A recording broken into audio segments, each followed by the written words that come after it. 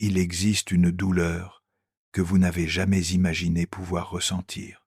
C'est lorsque vous avez la certitude absolue d'avoir trouvé votre flamme jumelle, quand chaque fibre de votre être reconnaît cette personne comme votre autre moitié, quand vous ressentez une connexion qui transcende tout ce que vous avez jamais expérimenté dans la vie, et qu'ensuite elle vous rejette. Ce n'est pas un rejet ordinaire de ce que vous avez déjà vécu auparavant.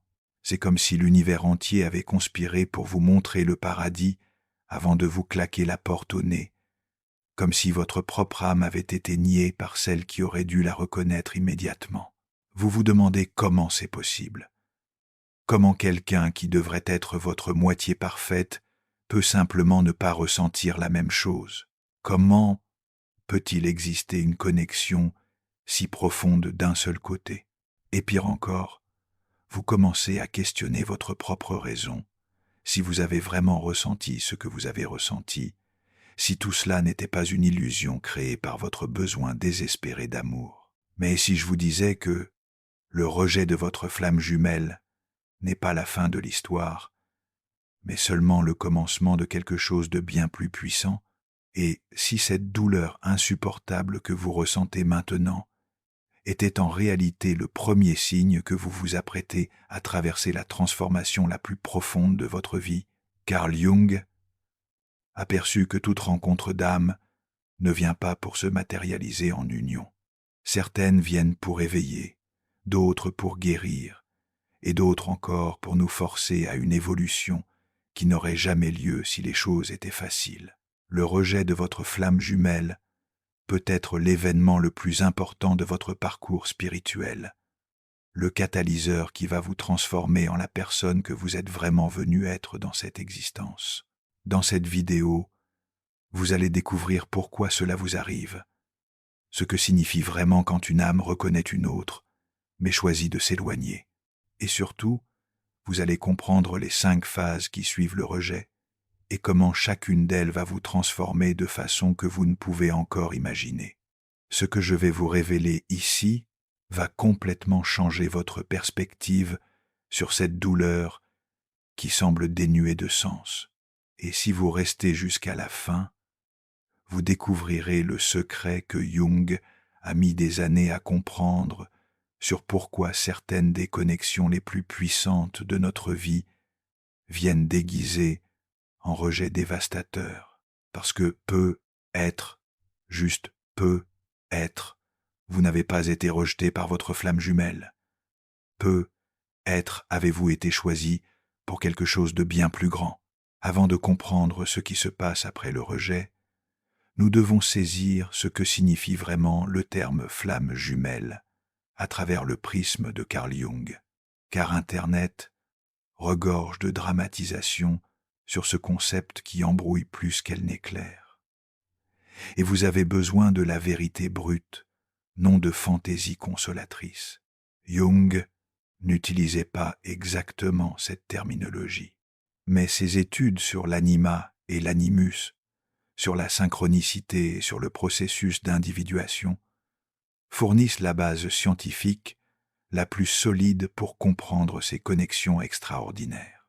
Une flamme jumelle, dans la perspective jungienne, n'est pas votre moitié d'orange, ni la personne qui va combler vos vides émotionnels. C'est quelque chose de bien plus complexe et transformateur que cela. C'est la personne qui porte la projection parfaite de votre anima ou animus, cette contrepartie intérieure du sexe opposé qui existe en chacun de nous.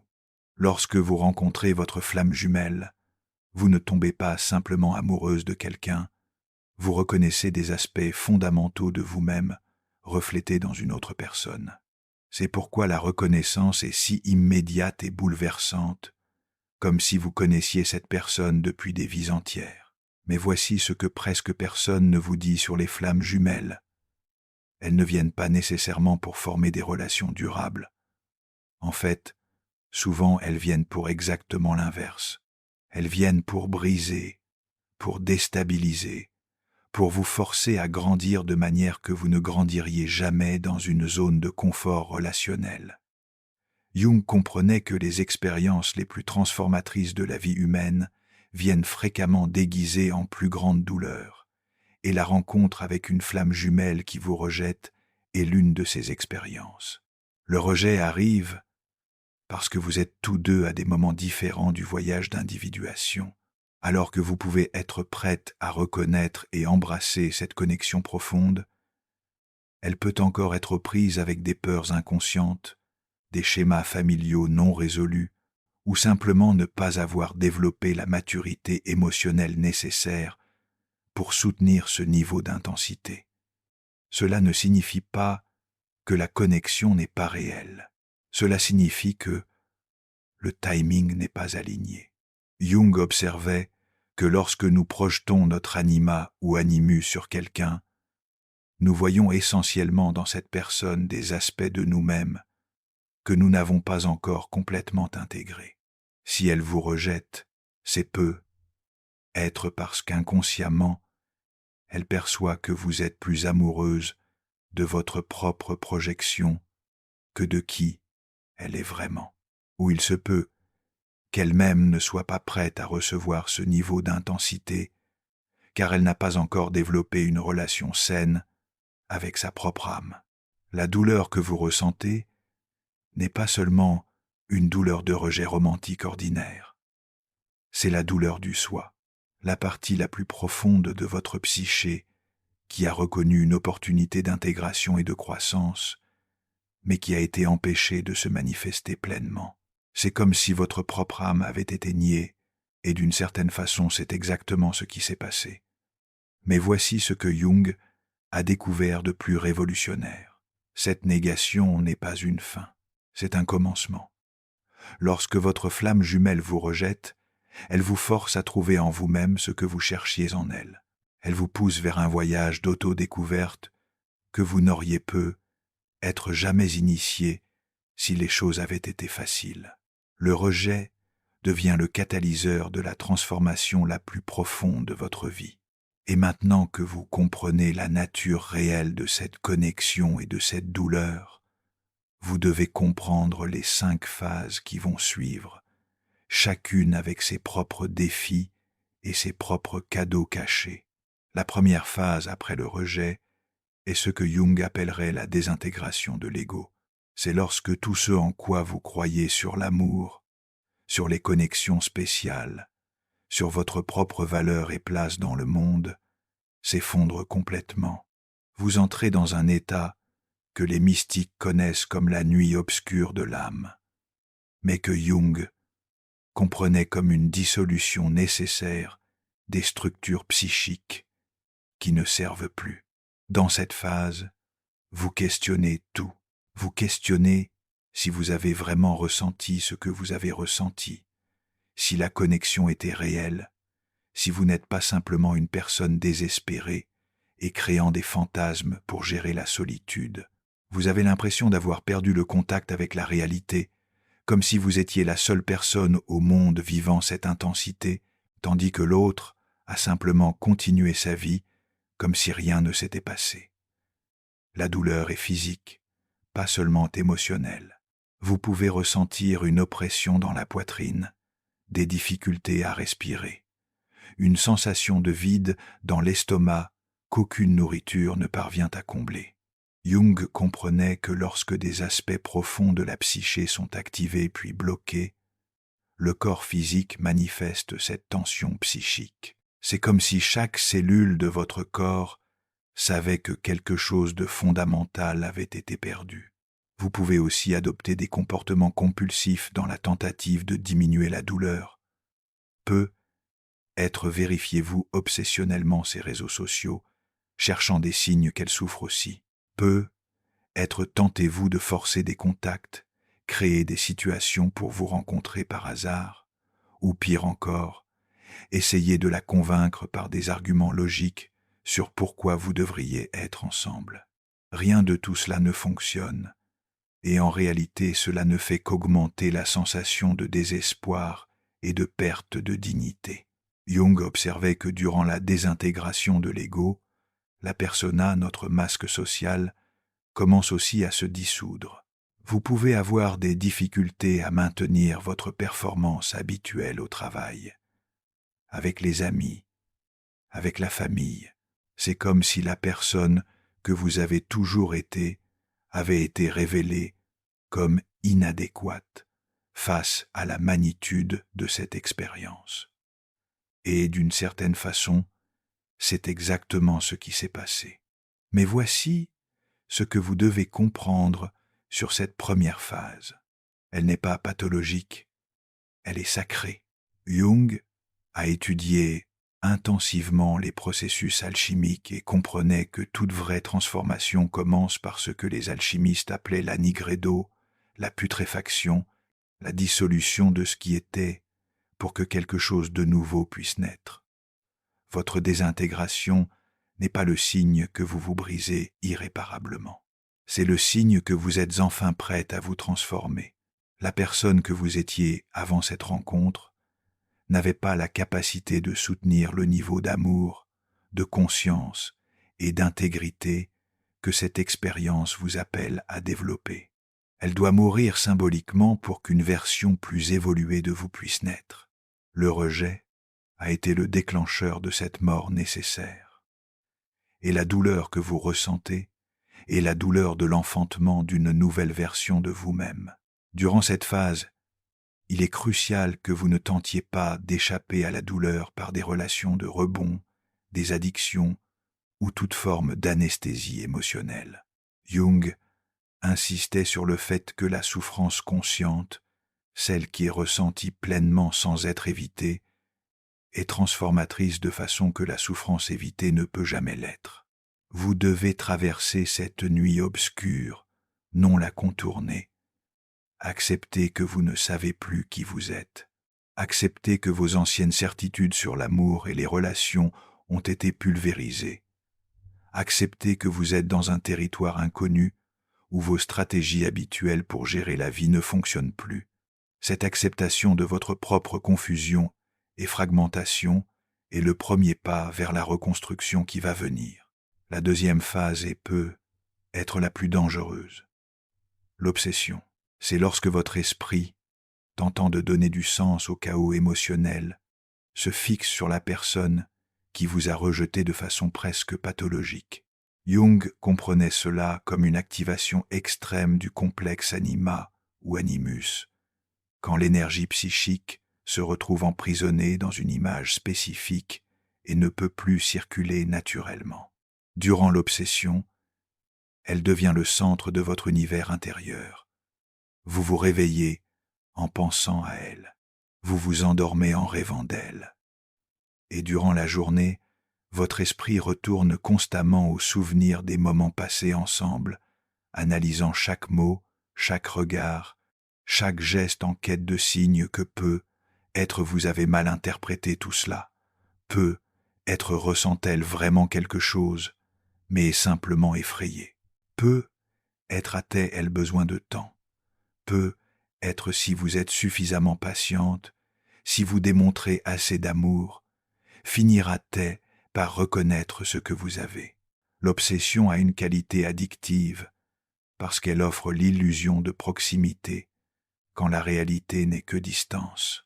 Chaque fois que vous pensez à elle, fantasmez sur elle ou cherchez des informations sur elle, votre cerveau libère de petites doses de dopamine qui soulagent temporairement la douleur de la séparation. Mais comme toute addiction, la tolérance augmente et vous avez besoin de doses de plus en plus importantes de fantasmes pour obtenir le même soulagement. Jung observait que durant l'obsession, nous perdons contact avec la réalité présente parce que toute notre énergie libidinale est investie dans une image intérieure. Vous pouvez être physiquement présente dans des conversations, des engagements, des responsabilités, mais psychologiquement, vous êtes toujours avec elle, vivant dans une réalité parallèle où vous êtes ensemble, où elle a finalement compris, où l'amour a triomphé de tous les obstacles. Cette phase est aussi marquée par des comportements que, si vous les observiez de l'extérieur, vous reconnaîtriez comme clairement problématiques. Le harcèlement sur les réseaux sociaux devient un rituel quotidien. Vous pouvez conduire intentionnellement par des lieux où vous savez qu'elle fréquente, dans l'espoir d'une rencontre fortuite. Vous pouvez questionner des amis communs à son sujet, cherchant toute information qui nourrirait vos fantasmes de réconciliation. La pensée magique s'intensifie aussi durant cette phase. Vous pouvez chercher des signes dans l'univers, des synchronicités qui confirment que vous êtes destinés à être ensemble. Chaque chanson qui parle d'amour véritable, qui passe à la radio, chaque nombre répété que vous voyez, chaque rêve que vous faites d'elle, deviennent des preuves que le cosmos conspire en faveur de votre relation. Jung comprenait ces synchronicités comme réelles, mais alertait aussi sur le danger de les interpréter à travers des désirs personnels non conscients. L'obsession vient aussi fréquemment accompagnée d'une idéalisation extrême de la personne qui vous a rejeté. Elle devient parfaite dans votre esprit. La seule personne au monde qui pourrait vous comprendre, vous aimer, vous compléter, vous oublier ses défauts, minimiser les incompatibilités qui étaient évidentes durant le temps passé ensemble, et construisez une version fantasmée d'elle qui concerne bien plus vos propres projections que qui elle est vraiment. Mais voici ce que Jung comprenait sur l'obsession. Elle n'est pas seulement pathologie, elle a aussi une fonction. C'est la façon que trouve la psyché de maintenir vivante une connexion avec des aspects profonds de vous-même qui ont été activés à travers cette personne. Votre inconscience sait qu'il y a quelque chose d'important dans cette expérience qui ne peut pas être simplement écarté, même si votre esprit conscient ne comprend pas exactement ce que c'est. La sortie de l'obsession ne se fait pas par la répression forcée des pensées sur elle, mais par la compréhension graduelle que ce que vous cherchez en elle existe en réalité en vous. Jung appelait cela le retrait des projections, le processus par lequel nous reconnaissons que les qualités que nous admirons chez l'autre sont en réalité des potentiels nôtres qui ont besoin d'être développés. Durant cette deuxième phase, il est important que vous commenciez à questionner non pas si elle va revenir, mais ce qu'elle représente spécifiquement pour vous. Quelle qualité a-t-elle que vous aimeriez développer en vous-même? Quels aspects de sa personnalité éveillant votre admiration et comment pouvez-vous cultiver ces aspects intérieurement? L'obsession commence à se dissoudre quand vous cessez d'essayer de posséder ces qualités à travers elle et commencez à les incorporer en vous-même. La troisième phase est caractérisée par une colère profonde qui surgit lorsque vous acceptez finalement qu'elle ne va vraiment pas changer d'avis, que ce n'était pas seulement de la peur ou un mauvais timing, mais un choix conscient de ne pas être avec vous. Cette colère a des couches multiples et sert à des objectifs spécifiques dans le processus de guérison et de transformation. La première couche de colère est dirigée vers la personne même qui vous a rejeté. Comment peut-elle être si aveugle? Comment peut-elle ne pas voir ce que vous avez de spécial? Comment peut-elle choisir de rester avec des personnes qui clairement ne la valorisent pas comme vous la valorisez? Cette colère vient fréquemment mélanger à des sentiments de supériorité morale. Vous vous convainquez que vous êtes meilleur, plus évolué, plus capable d'amour véritable que les personnes avec qui elle choisit d'être en relation. Jung comprenait cette colère comme une défense naturelle de l'ego contre la blessure narcissique du rejet. Lorsque quelqu'un que nous considérons spécial nous rejette, cela ne blesse pas seulement nos sentiments, mais questionne notre auto-image, notre sens de la valeur propre, notre croyance que nous sommes dignes d'amour. La colère nous protège temporairement de cette douleur plus profonde, en nous plaçant dans une position de supériorité par rapport à celle qui nous a rejetés. La deuxième couche de colère est dirigée vers le concept même de flamme jumelle, vers toute la spiritualité New Age, qui vous a fait croire qu'il existe quelqu'un de spécial destiné pour vous. Vous pouvez vous sentir trompé par les livres, vidéos, enseignements qui promettaient que l'amour véritable trouve toujours un chemin. Vous questionnez si vous n'avez pas été naïve, si vous n'avez pas perdu de temps à croire en des fantasmes romantiques, quand vous auriez dû vous concentrer sur des relations plus pratiques et réalisables. La troisième et plus importante couche de colère est dirigée vers vous-même. Colère de vous être permis d'être si vulnérable, d'avoir cru que vous étiez spécial, d'avoir créé des fantasmes sur quelqu'un qui clairement ne ressentait pas la même chose. Cette autocolère peut être dévastatrice parce qu'elle vient accompagnée de honte profonde, la sensation que vous vous êtes humilié, que vous avez exposé des parties intimes de vous-même à quelqu'un qui ne les valorisait pas. Jung observait que la colère, lorsqu'elle est consciente et non réprimée, a une fonction transformatrice puissante. Elle fournit l'énergie nécessaire pour briser des liens émotionnels qui ne servent plus, pour établir des limites qui ont été violées, pour récupérer le pouvoir personnel qui a été livré à l'autre. La colère consciente est différente de la colère destructrice. Elle est une force vitale qui impulse des changements nécessaires.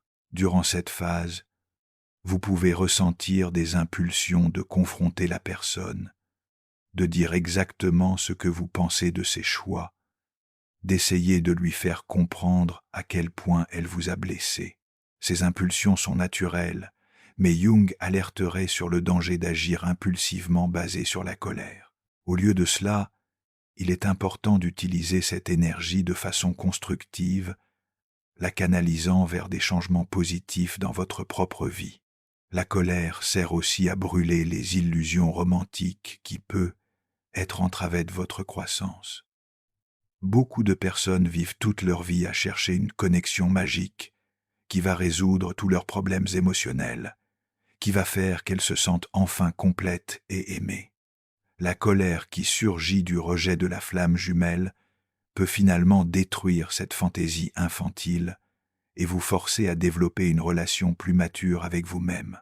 C'est durant la colère que beaucoup de personnes commencent à faire des changements pratiques significatifs dans leur vie. Peut-être finissent-elles enfin des relations qui ne fonctionnaient pas, changent de carrière, déménagent dans une nouvelle ville, commencent une thérapie, initiaient des pratiques spirituelles plus consistantes. L'énergie de la colère, quand elle est bien dirigée, peut être le combustible pour des transformations que vous remettiez à plus tard depuis des années. Jung comprenait que réprimer la colère est beaucoup plus dangereux que de la ressentir consciemment. La colère réprimée se transforme en dépression, ressentiment chronique, ou peut être projetée sur d'autres personnes de façon destructrice. Il est important que durant cette phase, vous trouviez des façons saines d'exprimer cette énergie. Exercice physique intense, art, écriture ou même thérapie peuvent être des canaux appropriés. La colère peut aussi éveiller des aspects guerriers de votre personnalité qui étaient un peu être endormis. Si vous avez toujours été une personne très complaisante, qui évitait les conflits, qui priorisait l'harmonie au-dessus de l'honnêteté, la colère peut enfin vous donner la force nécessaire pour établir des limites saines et défendre vos propres intérêts. Éventuellement, si vous permettez que la colère soit ressentie complètement, sans la réprimer ni agir destructivement basée sur elle, elle se transforme naturellement.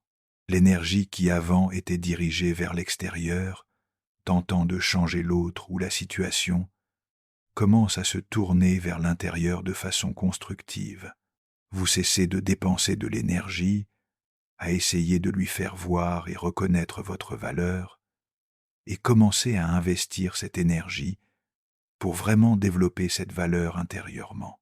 La quatrième phase représente un tournant crucial dans le processus, l'éveil. C'est lorsque vous comprenez finalement, non seulement intellectuellement, mais à un niveau viscéral, que le rejet ne s'est pas produit, malgré la connexion réelle que vous aviez, mais à cause d'elle. Jung comprenait que les expériences les plus transformatrices de la vie humaine viennent fréquemment déguisées en perte, et c'est dans cette phase que cette vérité se révèle complètement.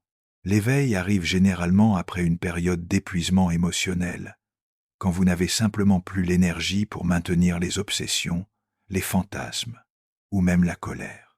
C'est comme si votre psyché cessait finalement de résister à ce qui s'est passé, et s'ouvrait pour comprendre le sens plus profond de l'expérience. Vous pouvez vous réveiller un jour et réaliser que vous n'avez pas pensé à elle ces dernières heures, ou avoir un rêve révélateur, ou simplement une compréhension soudaine qui arrive comme un éclair de lumière au milieu de l'obscurité. Durant l'éveil, vous commencez à voir toute l'expérience à travers un objectif complètement différent. Au lieu de voir le rejet comme preuve que vous n'êtes pas digne d'amour, vous commencez à comprendre que vous avez été choisi pour une forme de croissance que peu de personnes ont le courage d'affronter. La personne qui vous a rejeté n'était pas cruelle ou aveugle. Elle accomplissait son rôle dans une dynamique spirituelle bien plus grande que n'importe lequel de vous deux aurait pu comprendre à l'époque. Jung appellerait cela la perspective du soi, quand nous parvenons à voir nos expériences personnelles dans le contexte plus large de l'individuation et de la croissance de l'âme. Vous percevez que, si elle avait accepté votre amour, vous auriez tous deux probablement vous perdre dans une fusion symbiotique qui empêcherait la croissance individuelle nécessaire.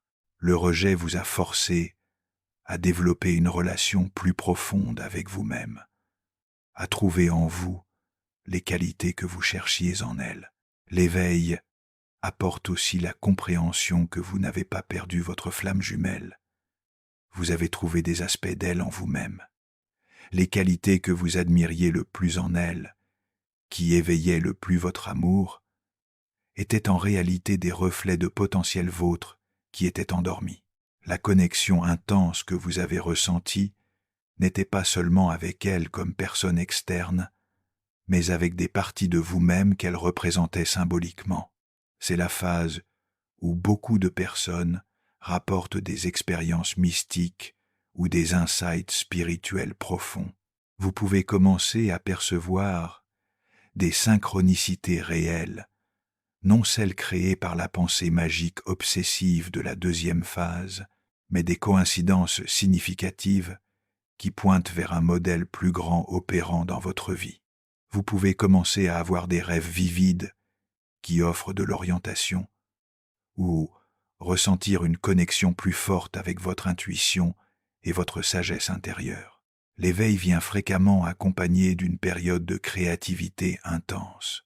L'énergie qui avant était emprisonnée dans l'obsession et la colère se libère maintenant pour l'expression créative. Vous pouvez ressentir des impulsions d'écrire, peindre, faire de la musique ou toute forme d'art qui permet de canaliser et intégrer tout ce que vous avez appris durant les phases précédentes. Jung comprenait la créativité comme une des manifestations les plus directes du processus d'individuation. C'est aussi durant l'éveil que vous pouvez commencer à ressentir une gratitude genuine pour la personne qui vous a rejeté. Non une gratitude forcée ou spirituelle superficielle, mais une reconnaissance profonde qu'elle vous a donné un cadeau plus grand que n'importe quelle relation aurait pu offrir. Elle vous a forcé à grandir, à vous connaître, à développer des aspects de vous-même qui auraient pu être demeurés endormis pour toujours si les choses avaient été faciles. Vous pouvez aussi commencer à percevoir comment cette expérience a changé votre façon de vous relier aux autres personnes. Développez-vous plus de compassion pour les personnes qui traversent des douleurs similaires, ou plus de sagesse pour reconnaître des connexions authentiques versus des projections fantasmées. Vous pouvez découvrir que vous avez quelque chose d'unique à offrir au monde, basé sur la profondeur de ce que vous avez vécu et appris.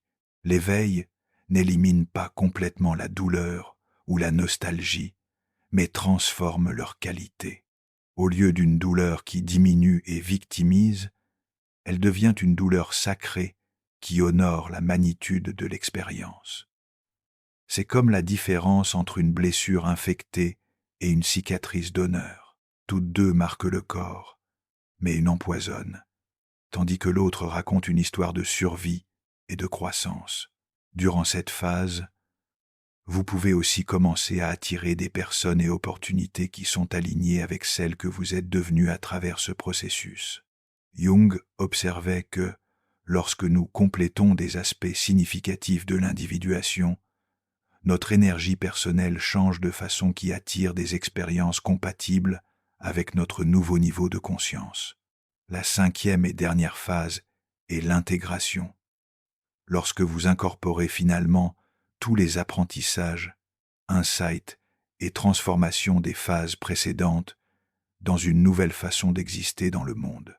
Jung comprenait l'intégration comme l'objectif final du processus d'individuation, quand les aspects fragmentés de la personnalité s'unifient dans une totalité consciente et fonctionnelle. Durant l'intégration, vous n'oubliez pas ce qui s'est passé, ni ne perdez l'amour que vous avez ressenti, mais tous deux se transforment en quelque chose de bien plus grand qu'il n'était originellement. L'expérience devient partie de votre sagesse personnelle, une référence interne, pour comprendre et naviguer de futures connexions humaines avec plus de conscience et de maturité. Vous développez ce que Jung appellerait l'amour conscient, basé sur une reconnaissance réelle au lieu de projections fantasmées.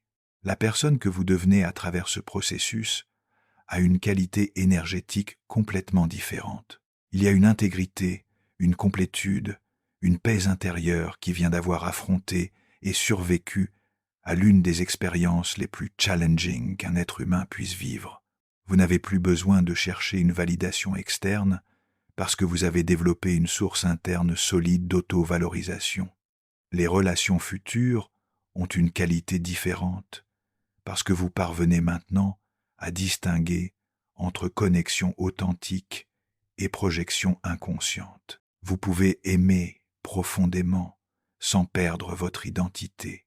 Vous pouvez vous abandonner sans vous perdre. Vous pouvez reconnaître des âmes sœurs véritables sans devenir obsédé par elles. La capacité d'aimer s'étend en réalité, mais devient plus mature et moins névrotique. Jung observait que les personnes qui complètent des processus significatifs d'individuation développent fréquemment ce qu'il appelait la fonction transcendante, la capacité de médier entre les opposés et trouver des synthèses créatives. Dans le contexte des relations, cela se manifeste comme l'habileté de maintenir votre individualité tout en vous connectant profondément avec les autres, d'aimer sans posséder, de vous engager sans vous perdre. L'intégration éveille aussi fréquemment une sensation de but ou mission qui va au-delà de la satisfaction personnelle. Vous pouvez découvrir que vous avez quelque chose d'unique à contribuer au monde, quelque chose qui n'est possible qu'à cause de la profondeur de ce que vous avez vécu et appris. Beaucoup de personnes qui passent par ce voyage deviennent thérapeutes, conseillers, artistes ou simplement des amis plus sages qui peuvent offrir perspective et soutien à d'autres qui traversent des expériences similaires. L'intégration ne signifie pas que vous ne ressentirez plus jamais de douleur dans les relations ou que vous êtes devenu invulnérable au futur rejet. Cela signifie que vous avez développé des ressources internes pour gérer ces expériences de façon plus consciente et constructive. Vous savez que vous pouvez survivre à la perte parce que vous avez déjà survécu auparavant, et vous savez que toute expérience intense a un potentiel transformateur si elle est embrassée au lieu d'être évitée. C'est aussi durant l'intégration que beaucoup de personnes rapportent une sensation de gratitude profonde pour tout le voyage, incluant les parties les plus douloureuses.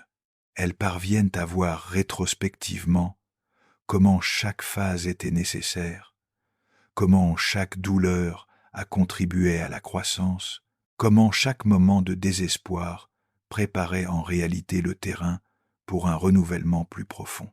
L'intégration véritable vient fréquemment accompagnée d'un changement dans la relation avec le concept de flamme jumelle. Au lieu de le voir comme quelque chose que vous devez trouver hors de vous-même, vous commencez à comprendre que la vraie flamme jumelle est l'union consciente entre tous les aspects de votre propre âme. L'amour que vous avez ressenti pour cette personne spécifique se révèle comme amour pour la vie, pour l'existence, pour la possibilité infinie de croissance et connexion qui existe en vous. Si vous êtes arrivé jusqu'ici, vous avez probablement reconnu au moins quelques-unes de ces phases dans votre propre expérience. Et si vous êtes encore dans les premières phases, je veux que vous sachiez qu'il n'y a rien qui ne va pas chez vous. Il n'y a pas d'urgence à dépasser cette expérience. Et surtout, vous n'êtes pas destiné à souffrir pour toujours. Carl Jung nous a enseigné que les expériences les plus douloureuses de la vie portent fréquemment les cadeaux les plus précieux, mais seulement si nous avons le courage de les vivre complètement, au lieu d'essayer de leur échapper. Le rejet de votre flamme jumelle n'est pas la preuve que vous n'êtes pas digne d'amour. C'est la preuve que vous avez été choisi pour une forme de croissance qui va vous transformer en une personne capable d'aimer et d'être aimée de façon que vous ne pouvez encore imaginer. L'amour véritable ne concerne pas la possession de quelqu'un qui éveille votre passion. Il concerne le fait de devenir quelqu'un capable de reconnaître et honorer des connexions sacrées où qu'elles apparaissent. Votre flamme jumelle vous a peu être rejetée dans cette vie, mais elle vous a aussi donné le plus grand cadeau possible. Elle vous a forcé à trouver en vous-même tout ce que vous cherchiez en elle. Le voyage n'est pas facile, et je ne vais pas minimiser la douleur que vous avez ressentie ou ressentez encore, mais faites confiance au processus. Faites confiance qu'il existe une intelligence opérant dans votre vie qui est plus grande que votre compréhension consciente actuelle. Faites confiance que vous avez la force de traverser ceci et d'émerger de l'autre côté plus entière, plus sage, plus capable d'amour que vous ne l'avez jamais été auparavant. Et souvenez-vous, vous n'avez pas été rejeté par votre flamme jumelle. Vous avez été choisi par la vie pour découvrir que l'amour que vous cherchiez a toujours été en vous, attendant d'être reconnu, développé et partagé avec le monde de façon que vous seul pouvez offrir. Si cette vidéo a touché quelque chose de profond en vous, si vous avez reconnu votre propre voyage dans ces mots, laissez dans les commentaires. Je fais confiance au processus. Ainsi je saurai que le message est arrivé où il devait arriver et que vous avez compris que tous les rejets ne sont pas des fins, certains sont des commencements déguisés. Et si vous voulez approfondir encore plus ce voyage de transformation à travers la douleur, j'ai quelque chose de spécial pour vous. J'ai créé 2 e-books qui peuvent être vos compagnons dans ce processus de guérison et de croissance. Le premier est 20, et un jour de transformation avec Carl Jung, un guide pratique qui va vous emmener à travers les techniques les plus puissantes que Jung a développées pour l'individuation et la connaissance de soi. Pendant 21 jours, vous allez travailler avec des exercices spécifiques pour intégrer votre ombre, dialoguer avec votre inconscient et transformer la douleur en sagesse. C'est comme avoir Jung comme votre thérapeute personnel, vous guidant étape par étape à travers le processus de devenir qui vous êtes vraiment. Le second est le manuel de survie pour les jours difficiles. Parce que je sais que lorsque vous traversez le rejet de votre flamme jumelle, certains jours sont simplement difficiles à traverser. Ce manuel contient des stratégies pratiques basées sur la psychologie des profondeurs pour naviguer à travers les moments les plus challenging du voyage. Ce sont des outils que vous pouvez utiliser quand la douleur semble insupportable, quand la solitude serre, quand vous questionnez si vous allez réussir à surmonter ceci. Les liens sont dans le premier commentaire de la vidéo. Merci d'être resté avec moi jusqu'ici, d'avoir eu le courage de regarder votre douleur en face et de la transformer en sagesse. Ce que vous vivez va passer, mais la personne que vous allez devenir à travers cette expérience, celle-là, va rester pour toujours. À bientôt dans la prochaine vidéo. Prenez soin de vous.